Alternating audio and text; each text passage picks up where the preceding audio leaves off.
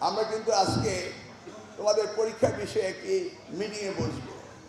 আমরা আলোচনা করব কিভাবে তোমাদের এসএসসি এবং এইচএসসি পরীক্ষাগুলো সিলেবাস কভার করে সময় নষ্ট না করে আমরা যেন ঠিক পথে এগোতে পারি।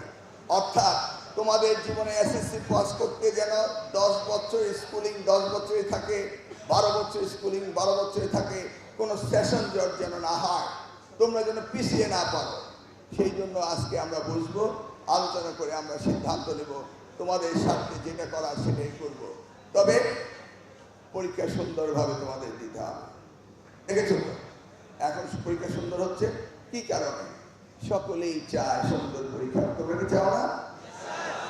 তোমরা যা চাইবে আমরা তা চাইব। জোর করে কোনোদিন কাউকে কোনো কিছু করা যায় না। শিক্ষা হবে আনন্দের বিষয়, শিক্ষা হবে প্রজেক্টের মধ্য দিয়ে। দেখো না আজকে উন্নত বিশ্বে কি রয়েছে, আমরা এখনো সেই আমাদের সময়কার গতানুগতিক ভাবেই রয়েছি।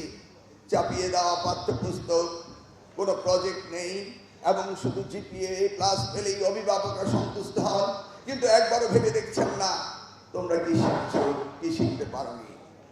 আমরা জিপিএ প্লাসের কথা বলবো না, আমরা বলবো কে কি শিখেছো সেটা আমরা জানতে চাই। আমাদের দেশে শিক্ষা ব্যবস্থার ব্যাপক পরিবর্তনের প্রয়োজন রয়েছে। তোমরাই হলে আগামীর ভবিষ্যৎ। তোমাদের চিন্তা ভাবনা আমরা করছি। তোমাদের সকলকে ধন্যবাদ দিয়ে বিদায় নিচ্ছি।